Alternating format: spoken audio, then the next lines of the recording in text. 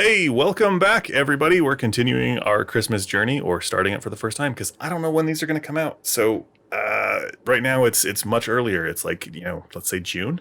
Sure. Um, we're In it's reality, it's March. Yes, March. no, it's Yeah. October. It's It's pre-pandemic. pre-pandemic. It's 1983, and we're Yes. reviewing this movie for the first time. We're going to go through a Christmas story. This is a holiday classic in the truest sense for anybody born, from the mid 80s on. Before that, you didn't exist. So, A Christmas Story is set in the 1940s as a young boy named Ralphie attempts to convince his parents, his teacher, and Santa that a Red Ryder BB gun is really the perfect Christmas gift. Was directed by Bob Clark.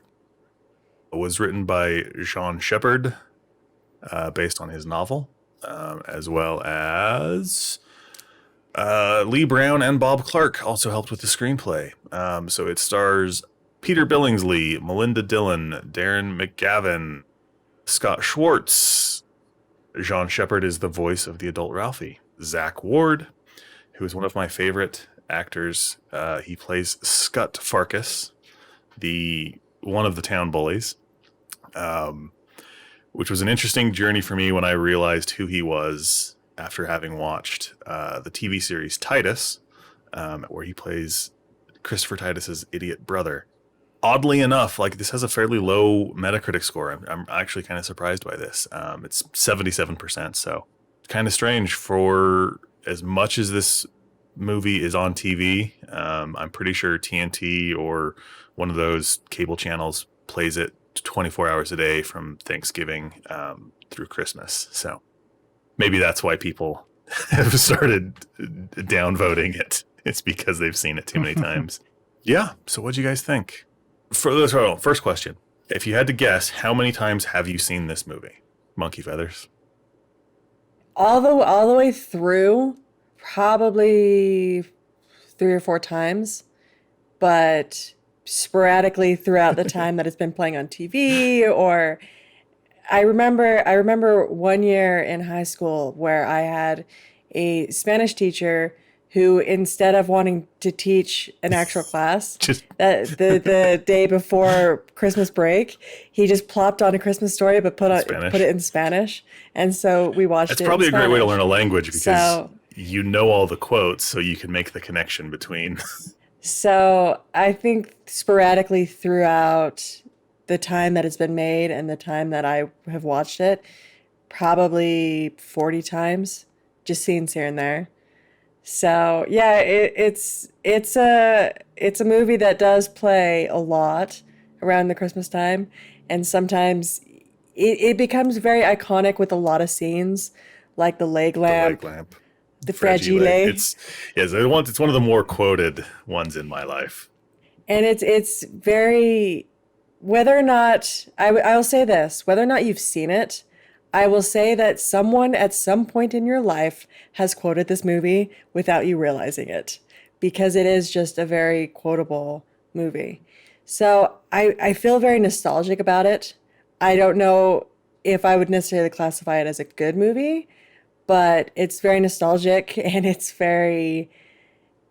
just kind of hits home. It's the one that, if you're in the Christmas mood, you're probably going to see this at least once around the Christmas holiday, because it just fills that childish dream of, you had this one gift that you wanted to have for Christmas, and that was all you wanted. And that's kind of what Ralphie's character has been throughout the whole movie, is, and that's all he wants. That's all he cares about. and and nobody listens, and And everybody tells him that. Yeah, and you'll shoot your eye out, yeah, kid. it's also a Even though great he almost example shoots of his eye the out. kind of the angry, grumpy dad who is actually the only one who listens to him, because his dad does. Spoiler alert: his dad does get him the BB gun, but keeps it hidden and waits till after everybody's done. So, um, I think that showcases really well where the dad is busy and stressed and grumpy and all those kinds of things,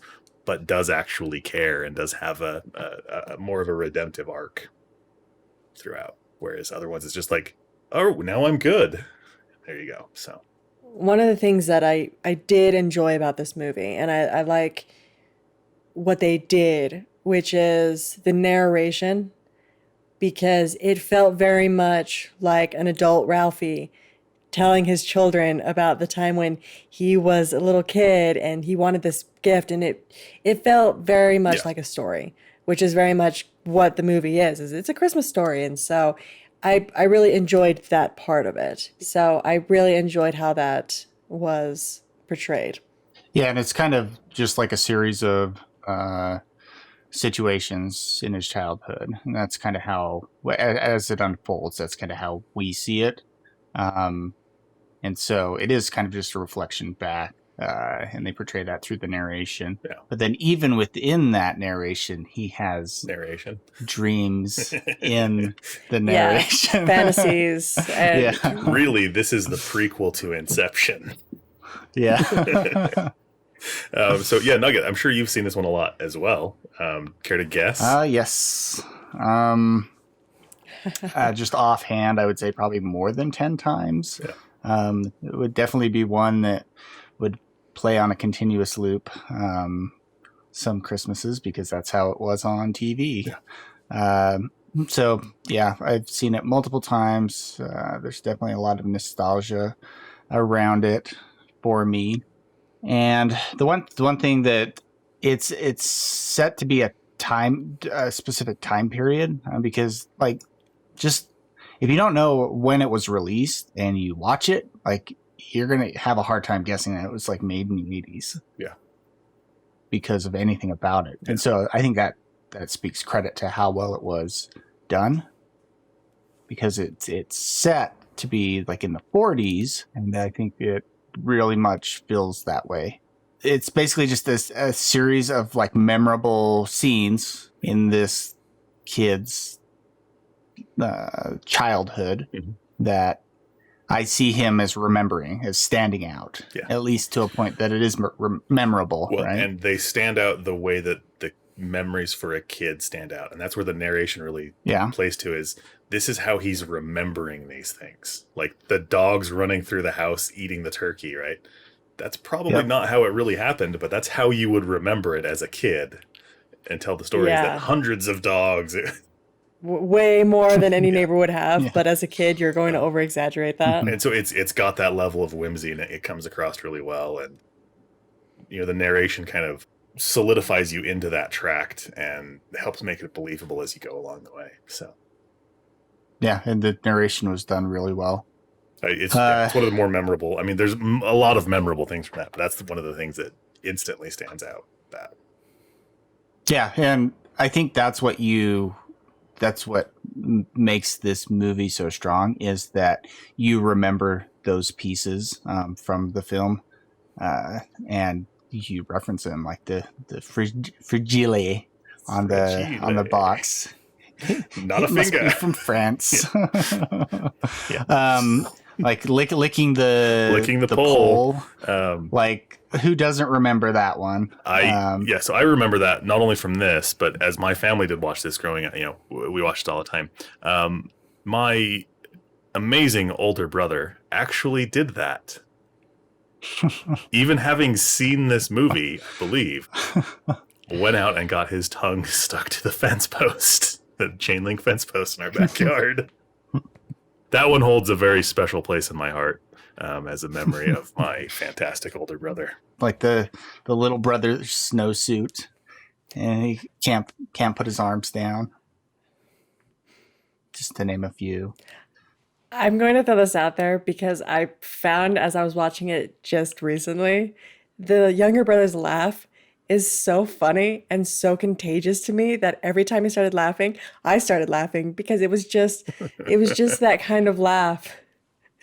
Especially when he's acting like a pig and he starts laughing and snorting up food. Mm-hmm. I don't know why, but it just was so funny to me. Just his laugh was contagious. That's a side note, but I'm just throwing that out there. It's funny. Yeah, this movie to me is the nostalgia in a good way, where a lot of the holiday movies are just like, oh, really, we're going to do this again? I don't necessarily fault this one for having seen it so much. I don't think I'm going to seek it out, especially now that it's not the thing that you just turn the TV on and it's there during the the season. Like I've moved past that era in my life where I have to actually hit play to watch something on a streaming service, but it is one that I do hold fairly dear to my heart. So how many times would you So say you've you seen say this? you've seen it probably 3 or 4 times all the way through in your life. Yeah. I have probably seen it 3 Yeah. or 4 times all the way through every year for sure between the ages of say 18 and 27. So because of how iconic this movie was, just in my family, we always made a point to watch it. But then my sister-in-law, this is, as I remember, one of her favorite films. So it would always come up when we'd be sitting around at Christmas. Then she'd like, "Hey, let's watch it," and it would turn on. But I would see it probably on my own, probably with my dad, and then probably with my mom, and then probably with the whole family together at one point in time. If I had to put a number to it, it's over 100. And then just having been on in the background, and that's not even piecemeal here and there. So I've seen this movie a lot. So then what are your likes? We've hit all of them. The quotable moments, the events that are remembered with whimsy and with just enough over the top exaggeration to be real. When his dad is swearing, but it's all gibberish because the reaction to him swearing for the first time, those kinds of things, like, oh, fudge, only I didn't say fudge. Like, and the way that the narration builds that anxiety that a kid would feel knowing that they did something wrong and they were going to get in trouble for it. His dad's over the top. I'm the grand prize winner. It's a major prize. It's a major prize. Did they ship the whole bowling alley? Yeah. The fragile, the not a finger. Just all of those kinds of things. The kind of camaraderie of the friendships. He's got his tight knit group of friends with a younger brother who, the annoying younger brother who tags along but is part of the group. The evil bullies who look like they grew up in a junkyard, kind of a thing. Like it hits all of that. The realities of Norman Rockwell's America, right? If Norman Rockwell's America was the perfect, heyday of the late 40s, early 50s, this is more the reality of it, where your kids aren't perfect. You've got to, let them eat like pigs, so at least they'll eat, kind of a thing. And just it was grounded a little bit more in timeless realities of life. So like Nugget, you said, if you didn't know when this movie was made, it could have been made 10 years ago, because it fits the era that it's in, and that's what period pieces I think are really good at. Which is strange to say that the 40s were a period piece. Usually that's Victorian, Edwardian, or those kinds of things. So I don't have anything I don't like about this movie. I don't have anything I would necessarily change about this movie. I love the running gag of "you'll shoot your eye out." Even when Santa Claus pushing his foot on his face to knock him down the slide, "you'll shoot your eye out." Like, because the reality of that is probably he was told that once as the reason why he couldn't have it. And then that's what he remembers. Yeah, that's what he remembers, is that every time he tried to ask everybody, that's what they all came back with. So I think all of that's fantastic. I think it's cast well. I think that the characters all play their parts. I don't think anybody acts outside of what those characters would be. So yeah, I just all around enjoyed this movie. I don't know what I would change. So yeah. What about you, Nugget? What did you not like? It's the same way. I can't pull out anything that I don't like. I don't know if it's because I've seen it so many times, but it's Stockholm I don't syndrome. think it can just be that. And it's in the same vein, I don't think I can't call out anything I would change. So what about you? What I didn't like was, I guess, the way that, so to speak, the abuse was handled. Because as soon as Ralphie mentioned that he heard the big swear word from this other kid, and the mom calls, the parent of the other child, and the mother on the other line is like beating her child. Oh, that's kind of like aggressive. and the bullies, where they, I don't know the kid's name, the kid that gets his tongue stuck to the pole. Flick. When they beat up Flick. So when they beat up Flick and he walks into the classroom and the teacher glances at him, but doesn't bat an eye to the fact that he has a black eye, like, what? What is wrong with you parents and you adults and you everything? This child got beat up and you don't ask questions. Why do you have a black eye? Why do you look like you just, took several punches to the face? Guess it's a period piece. And that's the thing where, I think that does fit the era a lot more, but it's also like the kids getting beat on the other end of the phone, I think is more of that exaggerated, thing. That's what he remembers. And again, I understand that, but also when Ralphie says the big swear word and Randy's hiding under the kitchen sink and he says, "Daddy's gonna kill Ralphie." it's very much, it's the idea, and it kind of insinuates and says that, his dad's not happy and his dad might hit his child. And I get that it's a period piece, but it's still kind of... being a parent and seeing how your kids react to you being angry, a lot of the times you're just raising your voice to get their attention. You're not actually mad at them, but kids take... Everything with kids is to the extremes, right? And so that's... So while I do understand that, it is coming through the eyes of a child.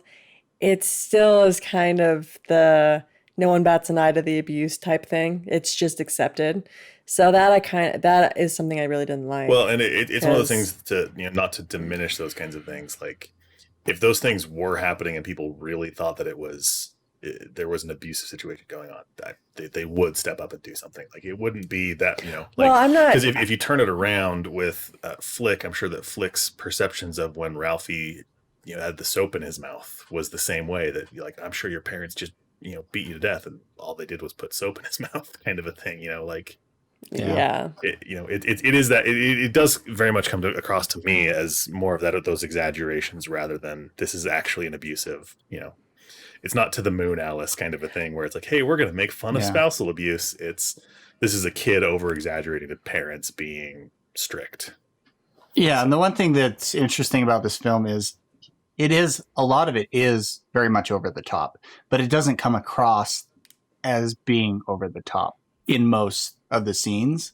And so I think it's hard to feel when it is over the top or it isn't over the top in the eyes of him remembering it, because all of it is over the top, but that's the baseline. And so it doesn't seem that over the top when you watch it. It just seems like it feels normal. The baseline is pretty good on that. So when it is over the top and ridiculous, it does seem more real. So it's something that I would potentially think about changing. I get it. Like my parents, when we swore or we did things, it was a bar of soap. We would brush and get soap all over our toothbrush, and we would be brushing our teeth with soap. So I get the soap concept and things like that. I just kind of wish that they would tone back a little bit the other violence. It's like at least the more standout scene is with the mother and her child on the other line. Whether or not it's over dramatic, he remembers it, but in reality it was just a stern talking to. Or things like that. It's not only the time period that they're portraying, but it's also the time period that it was made. Those things were a little bit more, not necessarily accepted, but understood. That they were, those were the cases. Yeah. But I look at it a little bit more as like to change that would be like retroactively pulling smoking out of movies or changing the meanings behind that. Like, it's one of the things that's very prevalent now is anytime you see a character smoking a cigarette, they're the bad guy because good guys don't smoke. And so I would see it more as kind of that kind of thing where it's like, this was a lot more of the reality. I mean, every baby boomer you've ever known talks about being spanked and how spanking your kids is the greatest thing ever. And that would solve all the world's problems. It won't. It's probably more of the cause of a lot of the problems. So, So not to condone those actions, but to change it in the film, I think would detract a little bit more from it. So Yeah, and that scene was hilarious to me. Like he throws his friend under the bus, and then you hear through the phone him getting it from his mother. Yeah.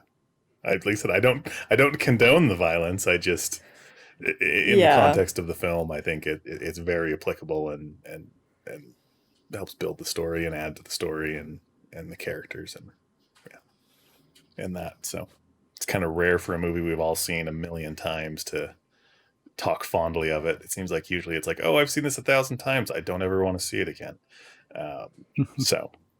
But yeah, if you are one of the 30% of people who don't like this, according to Metacritic, or the interesting thing is its popularity is on the decline as far as IMDb goes, which is strange. It's probably has just been burnt out. So, but let us know your favorite Christmas movie down below. Let us know your favorite scene in this film, or just comment "Fragile" a million times. But or leg lamp. Not a finger. Not a finger. Or any of the other memorable quotes down below. And we'll catch you in the next one. Adios.